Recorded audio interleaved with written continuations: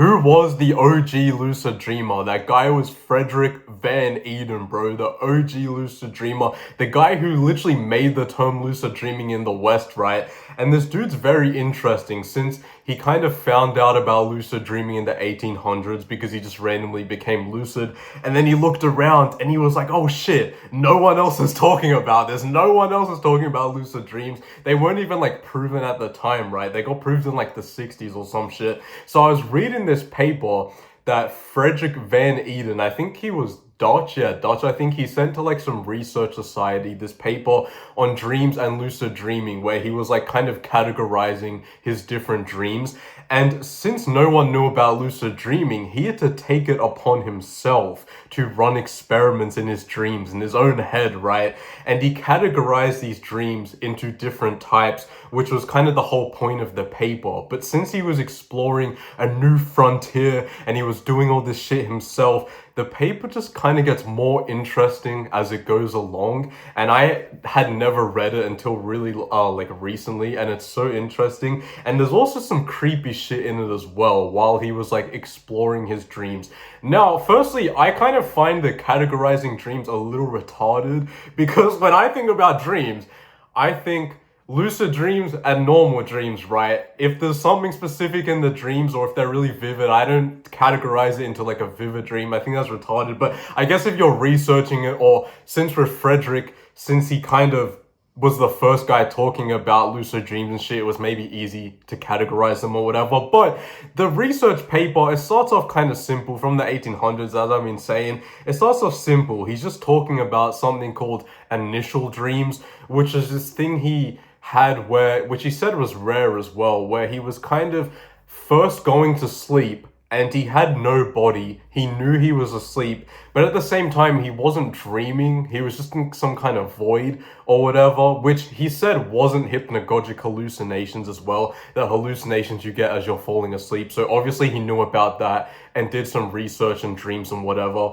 And keep in mind, over a period of like 10, 20 years, he collected like 500 dreams. So this guy had decent dream recall. It wasn't like amazing, but it gave him the opportunity to get like a bunch of lucid dreams, right? And also he never did a lucid dreaming technique. Those weren't really a thing back then. He kind of just had them spontaneously or whatever. So yeah, he kind of started by just categorizing dreams in this paper. Talked about ordinary dreams as well, which was like ordinary dreams as the name suggests. Now here's where shit gets interesting though. He was talking about something called vivid dreams, which, as you can guess, are vivid dreams, which he separated from normal dreams. Once again, I would never do that. But Frederik Van Eeden also, sorry about my squeaky chair, I still haven't put any fucking oil on it or some shit. But Frederik Van Eeden, when talking about vivid dreams, he said not only were the dreams really lifelike, his vivid dreams sometimes seemed like they had a meaning or they meant something deeper. Although when he woke up, he often found out they had no meaning, but they just always seemed like they had some meaning. And he had one of these vivid dreams when he was staying in a guest room of some family when he was like going somewhere for work, right? And he was staying there. He said he was in perfect health. He was very happy because he made the point that if you're poisoned or sick or like you're unhappy or some shit, you can have bad nightmares and shit. But he was very happy when he was staying in this guest room. But he had a whole night of horrible dreams, horrible fucking nightmares. And so when he woke up the next morning and was having breakfast with his family, he couldn't help but tell them that he had horrible dreams all night. He was like, guys, I had fucking shit dreams. I mean, I don't know exactly what he said. I don't know what he said, but he told them he had bad dreams. And then the father or their family said that guest room in which he had all the nightmares actually belonged to their daughter, which was now in a sanatorium for some serious nervous disease, right? And sanatoriums, I got so distracted when I started reading about that shit. It was like where people went for stuff like tuberculosis and whatever. I don't know if I'm pronouncing that right. Like it's shit from Red Dead Redemption, right? It's where people went for that shit. That wasn't the scary part though. The scary part was that the family told Frederik that their daughter called that room her den of torture. Her fucking den of torture, bro. And apparently she always had nightmares and like creepy shit going on in that room. So I don't know what was up with that. This is even more scary because like a lot of people I've talked about, a lot of these scientists, Frederik van Eeden, I don't think he was into occult shit. I don't think he was into all that. Very, very sciencey, all about the scientific method. He was probably an atheist, I don't fucking know, but he was just all about psychology. He didn't really believe in demons and shit, although he does mention it later, which I'll talk about, but he just believed everything was kind of in the mind, I guess. So, to him to have this experience with these like weird dreams is really fucking weird. Now, another type of dreams he did mention, which he called demon dreams or symbolic dreams. And keep in mind, when he says demon dreams, he doesn't mean actual demons. By demons, he meant dreams that seem to be created by a creature with low intelligence and of a lower moral order. So when he had these demon dreams or symbolic dreams, they seemed they were just created by, I don't know, low intelligence creatures that kind of pull tricks on him. And a lot of the times he said he took an active part in these dreams where he was a murderer and he was like an adulterer or whatever, so like cheating on his wife, and he was doing these really bad things. Even though of course when he woke up he felt ashamed of doing them and whatever, but it was like his brain was forcing him into doing that. Now, I have had these dreams. I know a lot of people have these dreams. Like, I've seen people talk to me. This fucking chair, bro. This fucking chair. I'm gonna have to stop moving. I have seen people talk to me about dreams where they're cheating on their girlfriend or some shit, but like they don't want to do it and they wake up really sad. Or dreams when they murder people. Now, I don't know about that because in my lucid dreams I murder people. Like, I murdered people on purpose. I knew what I was doing, bro. We've all done shit like that in our lucid dreams. But that type of dream is interesting. Another very interesting type of dream he mentioned, which he said it was remarkably rare and very hard to describe, which I've also not come across that much, is something he called dream sensations. And this is kind of where you're not dreaming with vision, but you're kind of occupied with one person, place, or one thought. And since it's hard to describe, I'll just say this is like where people dream that they're a shape or a circle or some shit like that. He said strange things happen like that when you're having these dream sensations. I've not really read about this that much or even experienced it that much myself. At first I thought maybe he was kind of talking about hypnagogic or hypnopompic hallucinations. You know, when you wake up in the middle of the night, your brain kind of starts schizo-ranting or some shit. Because he said an example of this, which he had, was when he woke up and was occupied with the personality of an American, if that makes sense. I don't know if that makes sense, but by that I mean he literally was just thinking about the personality of an American the whole night. Like, obviously, it's kind of hard to describe and it's kind of hard to think about unless you've experienced it yourself, right? But that was what he was talking about. I've not really experienced that much, and I thought it was hypnagogia, but I think he knew what hypnagogia and all that shit was, and he was saying it wasn't that. Now, another interesting, actually, maybe I should just talk about lucid dreaming, or should I talk about I should talk about lucid dreaming. So, when he realized he was having lucid dreams, right? The term lucid dreaming didn't actually exist. And he says in the paper, before he talked about that, he was like, these are the dreams that I think are much more worthy of observation than like any of the other dreams. So even at the time when no one talked about lucid dreaming, and this paper was actually the first time the term lucid dreaming was ever said. He called them lucid dreams. And he knew they would be the most worthy of observation. And even now they are. So he predicted it. The reason he said that was because obviously they're interesting as fuck. They're more interesting than any of the other dreams, right? I'm going to stop stuttering. But the first time he had a lucid dream, he was flying. He was kind of floating. And he realized all the trees and twigs and how they were arranged were too perfect for his brain to make up. And so he realized from that he must be dreaming because it just looked so beautiful and perfect. And once he had that first lucid dream, he realized how cool that was. He also realized that no one else was talking about lucid dreams, right? So he said he wanted to intensify and prolong the lucid dreams. And from there, he started experimenting on his lucid dreams himself. And he did a lot of experiments. One of them was that he had another lucid dream soon after that, where he was laying on his chest looking outside at his dog, and he realized he was dreaming, and he wanted to test the transition between a lucid dream and the waking world and real life. And so he woke himself up and paid attention to how it felt from where he transitioned from laying on his chest in the dream to laying on his back in the real world while he was asleep. And he did that, and he said it was like interesting as fuck and felt like he was kind of teleporting from one body to another. And he kept doing that every time he had a lucid dream. Another experiment he ran was where he tried to break something in his lucid dream. I think he broke some glass or some shit, and he said it broke, but it was delayed. So he was kind of like, while everyone at the time, while all the other scientists were doing sciencey shit in the real world, because 1800s, kind of late 1800s, early 1900s, this was when science was starting to become like a big thing, and psychiatry was starting to become a big thing, right? And atheism was growing as well. So everyone was doing shit in the real world. Frederik over here was like, nah, fuck that, bro. I'm gonna be experimenting in my mind. Some other shit he did was yelling and shouting and singing in his lucid dreams to see if he made any sound in the real world, and he didn't. His wife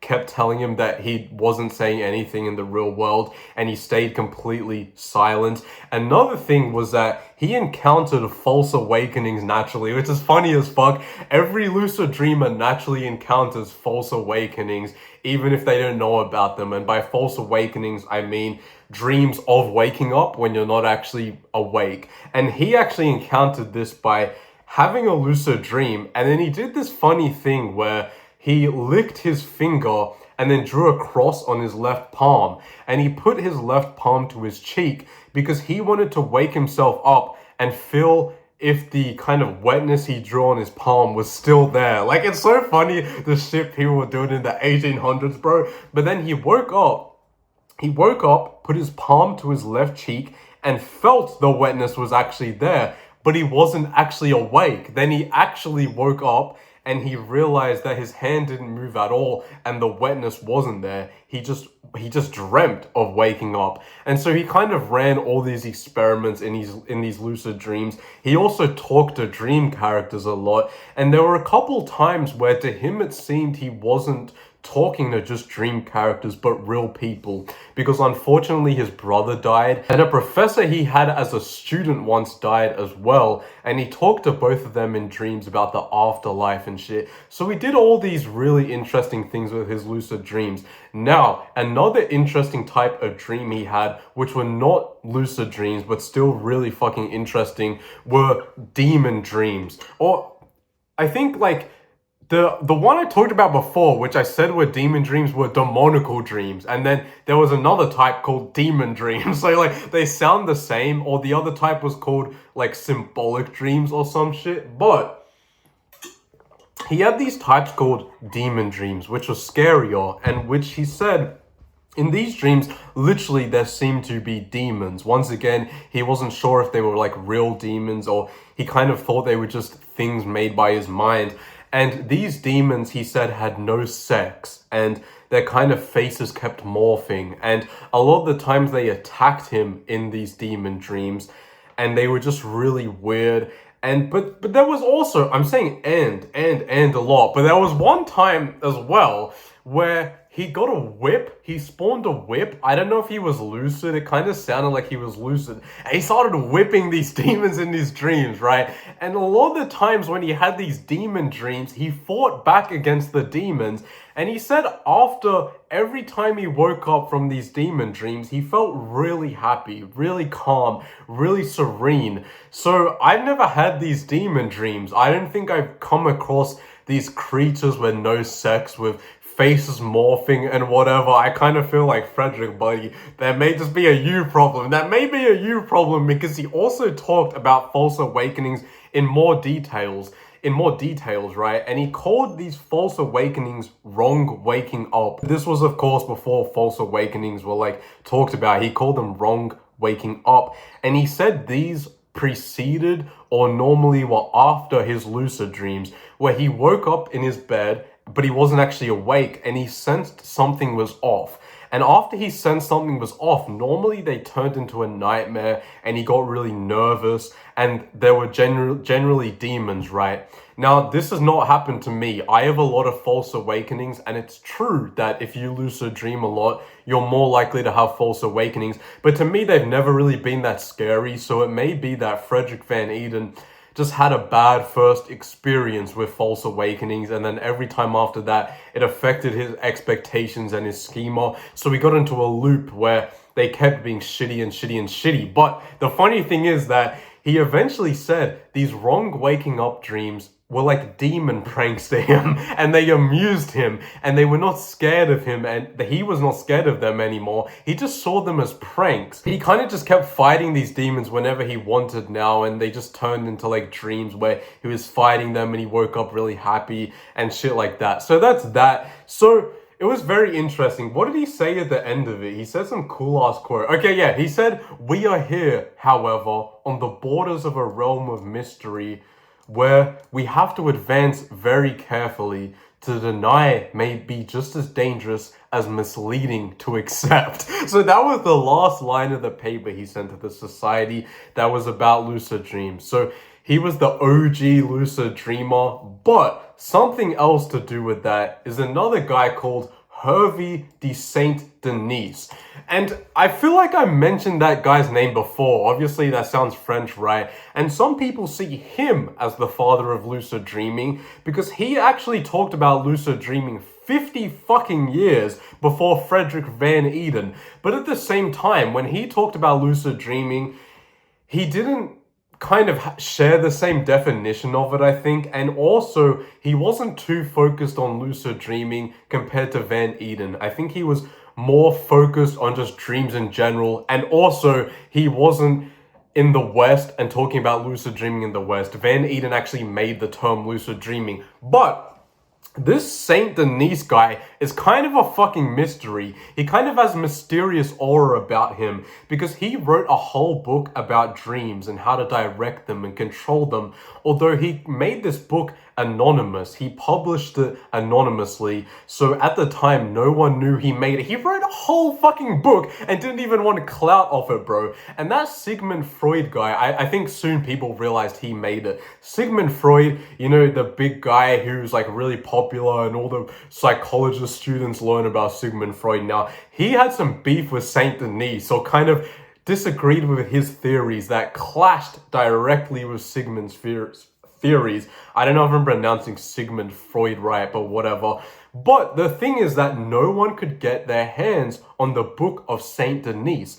Everyone wanted to read his little dream book. I don't want to belittle it, it was probably really fucking cool, but no one could get their hands on it at the time. In like the 1900s, it seemed really fucking rare. And funny thing is with this guy, a few years ago, some people were writing about Saint Denis for his like biography, and they realized, wow, there is no information on this guy at all. It seems like he erased all his fucking information. So this dude was so mysterious, and only the translation, like the English translation of his book, was only kind of made a few years ago. And even then, we don't really know if it's like the actual translation, and kind of no one can find the original copy of the book. I even came across a whole website page where motherfuckers were researching and trying to track down the OG book because they couldn't find it. And even the famous psychologists at the time could not find it.